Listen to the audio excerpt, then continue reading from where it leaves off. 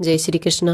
आज आप बात करांगा अहोई अष्टमी व्रत कथा की पूजा विधि की शुभ मुहूर्त की।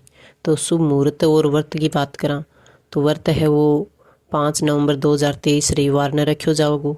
शुभ मुहूर्त है पूजा को वो है 5:32 शाम को और 6:51 तक, यानी 1 घंटा 18 मिनट को अपन पूजा के लिए टाइम है शुभ मुहूर्त में। और बहुत सारी महिला हैं वो व्रत है पूरे दिन बिना जल ग्रहण किए करें और तारांगण देखने के बाद में ही व्रत को पारण करें। अहोई अष्टमी है वह तो आपकी संतान की लंबी आयु और भी सुख समृद्धि के लिए अहोई अष्टमी को व्रत राख्यो जावा है। अहोई अष्टमी के दिन भगवान शिव और माता पार्वती के साथ में गणेश जी की पूजा अपन जरूर करनी चाहिए। अहोई अष्टमी व्रत है वो तारान देख के खोल्यो जावे है और उनके बाद में अहोई माता की पूजा करी जावे है।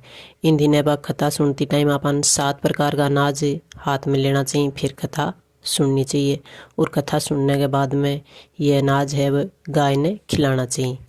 अगर आप अहोई अष्टमी की कथा सुन रहे हैं, पूजा पाठ कर रहे हैं, तो भी पूजा में अपन अपना बच्चा है वह पास में बिठाना चाहिए और मन भी कथा सुनानी चाहिए। अब बात कर लें कथा की। तो एक साहूकार था, उसके 7 बेटे थे और 1 बेटी थी। साहूकार के 7 बेटों की शादी हो चुकी थी। तो एक दिन है वो साहूकार की 7 बहू और बेटी खदान से मिट्टी लाने के लिए जाती हैं और खदान से मिट्टी खोद कर अपने कुंडे हैं वो भर रही होती हैं।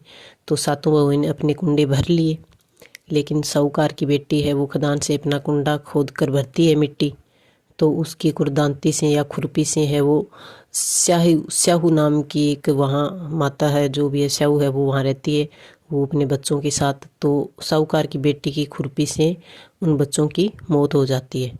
इससे स्याहू है वो क्रोधित हो जाती है और साहूकार की बेटी से बोलती है कि मैं तुम्हारी कोख बांधूंगी।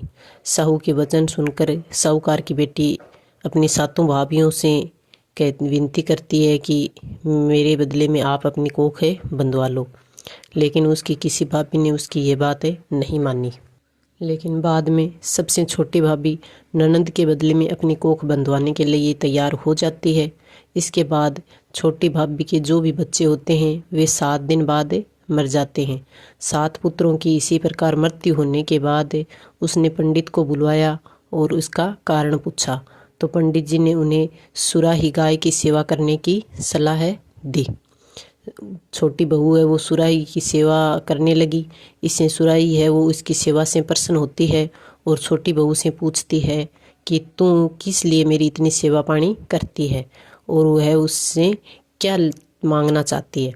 जो कुछ तेरी इच्छा हो सो तू मांग ले। तो साहूकार की बहू ने कहा कि स्याहू माता ने मेरी कोख बांध दी है जिससे मेरे बच्चे नहीं बचते हैं। यदि आप मेरी कोख खुलवा देते हो तो मैं आपका उपकार मानूंगी।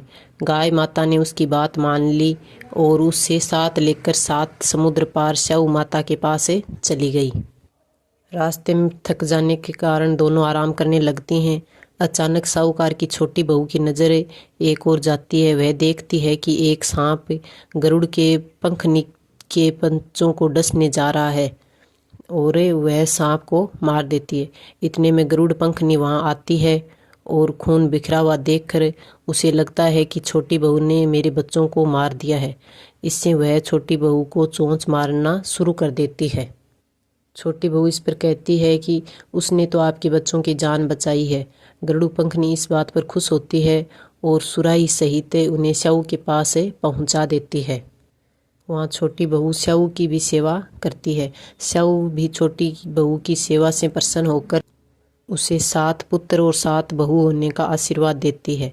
स्याहू छोटी बहू को 7 पुत्र और 7 पुत्र वधू होने का आशीर्वाद देती है और कहती है कि घर जाने पर तू अहोई माता का उद्यापन करना, 7 अहोई बनाकर 7 कड़ाही देना।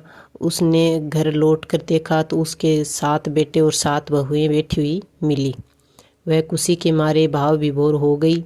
उसने 7 अहोई बनाकर 7 कड़ाही देकर उद्यापन किया। अहोई का अर्थ एक ये भी होता है कि अनहोनी को होनी बना दे, जैसे साहूकार की छोटी बहू ने कर दिखाया था। जिस प्रकार अहोई माता ने साहूकार के बेटे की बहू की कोख खोल दी, उसी प्रकार इस व्रत को करने वाली सभी नारियों की अभिलाषा है वो अहोई माता पूर्ण करे, कहानी अधूरी हो तो पूरी करो। जय हो अहोई माता। कोई भूल चूक हुई हो तो माफ़ करना। इसके बाद में आपको विनायक जी की कथा भी सुननी है, वो आपको मिल जाएगी, तो आप सुन लेना, मेरी डाली हुई है। अगर वीडियो अच्छा लगा हो तो लाइक शेयर सब्सक्राइब ज़रूर करें। धन्यवाद।